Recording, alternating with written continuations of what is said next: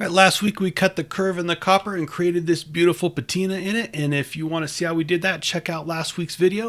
In this video, we are going to get the center panel veneered up with the copper and walnut.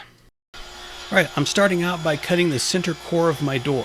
This panel is what's going to be veneered with the walnut and the copper. It's a 12-ply panel, so it should be really stable and resist any kind of major expansion, contraction, or warping. So I should have a nice, good, stable surface to veneer over. Alright, so it's time to resaw some veneers for the face of the door. And this board has some beautiful grain in it, so I want to use it, but it's too wide for my bandsaw, so I can't resaw this 16-inch wide width. So I'm going to cut it in half, resaw it, and keep track of the pieces that go together, so that way when I go to veneer the door, I can put it back together, and hopefully the seam down the middle will disappear.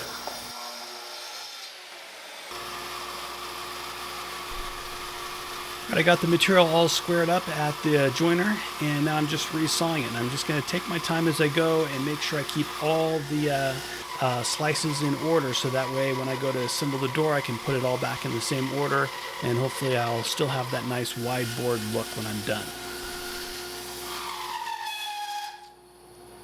Alright, so I got my pieces all resawn and my substrate cut to size.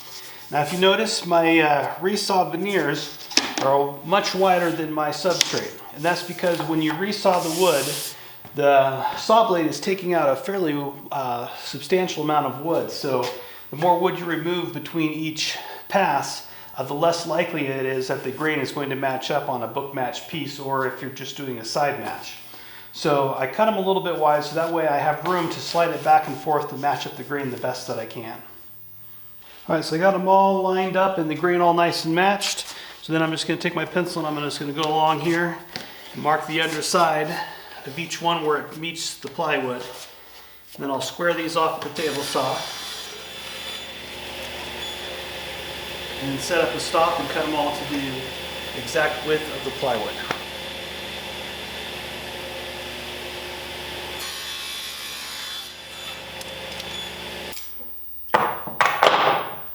Alright, since my miter gauge is not long enough to reach the full width of the door, I'm just going to set up this guy. That way I can bump the edge of the workpiece to this, and then when I push past it, it'll clear this and not bind up in the blade.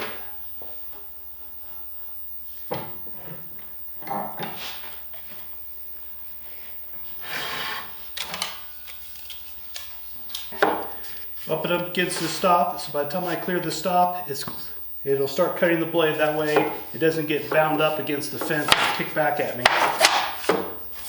As I cut this one, I'm going to put it back and pick up the next piece. That way they stay in order and stay in orientation.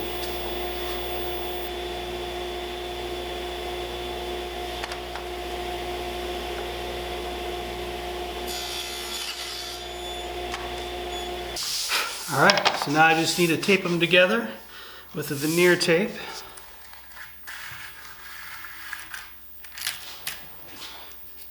And as I do this, I'm going to use the veneer tape to kind of help pull it tight together.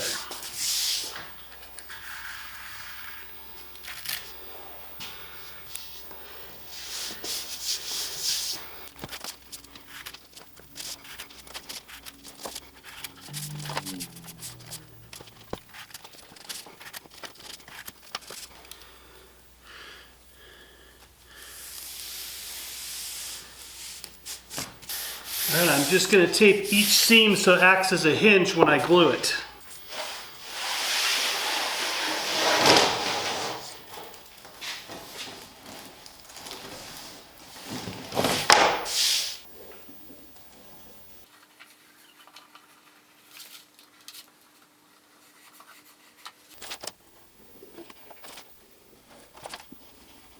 Alright, I am breaking one of the cardinal rules about veneering. I am spreading the glue directly on the veneer, which could cause some huge problems when I go to flip this over and get it positioned and in the bag.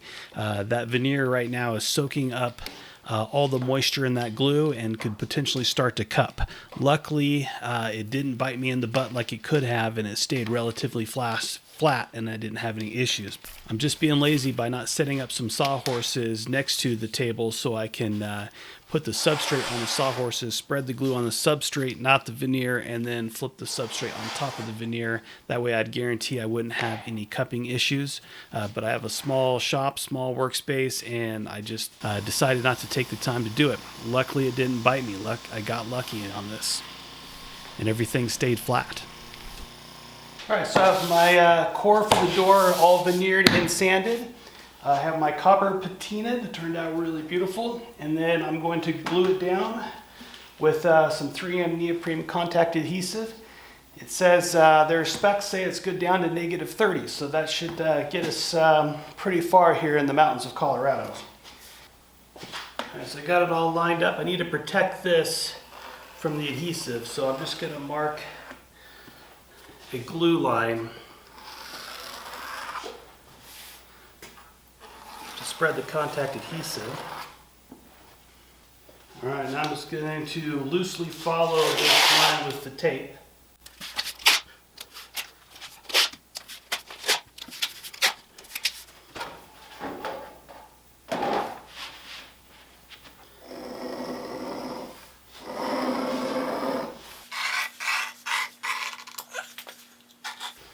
Real careful not to slip and scratch my copper, because that would be pretty difficult to recover from.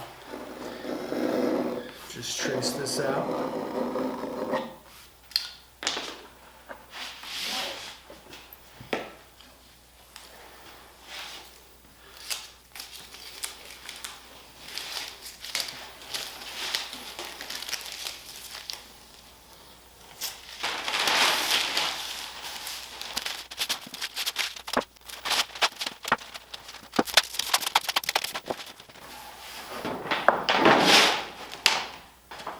Alright, so as with most contact adhesives, if it touches before you're ready, you're in big trouble. So I'm going to use some spacers here to shim it off until I get it positioned.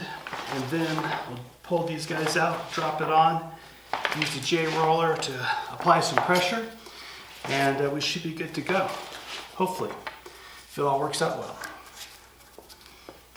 Alright, so I'm just doing a dry run before I get the adhesive to make sure I feel like I have enough spacers to keep me out of trouble.